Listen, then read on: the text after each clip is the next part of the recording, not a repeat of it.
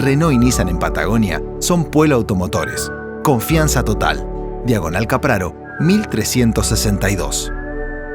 A partir del 16 de marzo y por 2 meses hasta el 18 de mayo a las 8 de la mañana. O sea que a partir del miércoles próximo va a estar habilitado en la página web censo.gov.ar un botón donde van a poder iniciar el censo digital, ¿sí? El primer paso para ello es generar el código único de la vivienda, o sea, ahí la persona que entra a completar los datos de su hogar, es decir, que va a censar, va a responder por sí misma y por lo mismo del hogar, lo primero que tiene que hacer es localizar su vivienda, va a recibir un código único de vivienda y a partir de ese momento puede iniciar el cuestionario digital del censo, que tiene 3 secciones, ¿sí? Vivienda, que se refiere a las características de la vivienda, hogar, el grupo de las personas, y luego la sección de población, que se responde por cada una de las personas del hogar, ¿sí? Bien, una vez que esto esté completado, el cuestionario digital, virtual, ¿qué pasa a partir de allí? Bien, muy buena pregunta, porque el día del censo es el 18 de mayo, ¿sí? Que es miércoles. Ese día es feriado, va a ser feriado nacional, como en los anteriores censos, para que la población permanezca en sus hogares. Y la indicación es que espere al censista, ¿sí? Claro. O sea, si ese hogar hizo el censo digital, cuando pase el censista se va a presentar, y la persona que abra la puerta le va a decir, mire, yo completé el censo digital. El censista le va a decir, por favor, bríndeme el código de completamiento del censo digital, que es un código alfanumérico. Se lo transmite e inmediatamente el censista lo anota y se retira. O Claro, sea que estamos hablando de una entrevista que va a durar 5 minutos. claro. En el caso de que no haya hecho el censo digital, bueno, se hará la entrevista cara a cara, como se hizo históricamente, ¿no? Como se De hace todas formas, habitualmente. es una entrevista que para un hogar de 4 personas más o menos va a demorar entre 18 y 20 minutos. Claro, o sea, digamos, está la posibilidad esta, ¿no?, de hacerlo por adelantado de manera virtual, sino esperar el día 18, miércoles. ¿Por qué se hace un día de semana? Este es otro de los cambios importantes, porque estamos acostumbrados a que los censos eran los días domingos. Bueno, eso fue hace unos cuantos censos atrás, pero en los últimos censos se hizo a mitad de semana, Ajá, justamente para indicar que la gente se quede en sus casas, que permanezca en sus domicilios, porque si vos lo haces en un fin de semana, probablemente la gente se va, claro. y no es la idea, porque nosotros tenemos que pasar para verificar el cuestionario y para verificar que esas personas están en esa vivienda. O sea, por eso es importante inmovilizar a la población, ¿verdad? Claro. Otra de las preguntas, ¿cuál es la diferencia de este censo nacional con los anteriores? Más allá de la posibilidad de hacerlo virtualmente, de poder adelantarse en el tiempo, ¿qué otros cambios se va a encontrar la gente? ¿Qué preguntas distintas va a tener que responder? Bien. Las preguntas, primero que tenemos un cuestionario único aplicado a toda la población, y Ujú. eso va a ser mucho más exacta la medición de ciertas características de la población.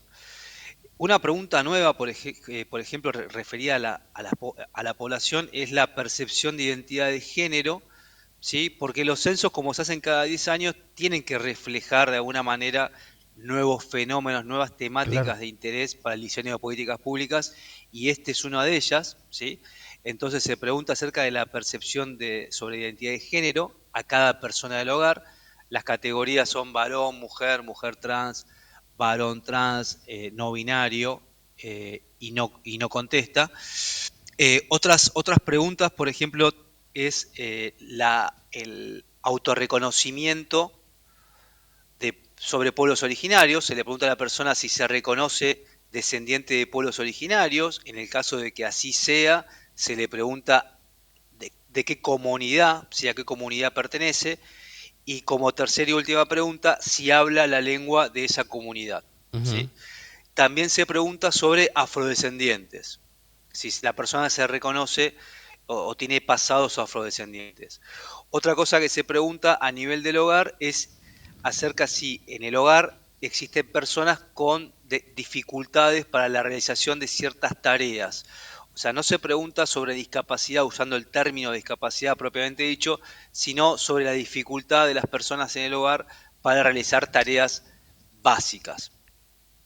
También se pregunta, y esto es una cosa nueva también en la vivienda y en el hogar, es la posesión de computadora, tablet, celular con conexión a internet, ¿sí? O conexión de banda ancha. Esto para tener, Claro. digamos, noción del uso de tecnologías de la información y de la comunicación por parte de los hogares. Esos grandes rasgos son las novedades en términos del cuestionario. Son 61 preguntas en total. No es que tengas que contestar las 61 preguntas, sino que hay pases y filtros. Y como dije antes, tenés 3 secciones: vivienda, hogar y Ujú. población.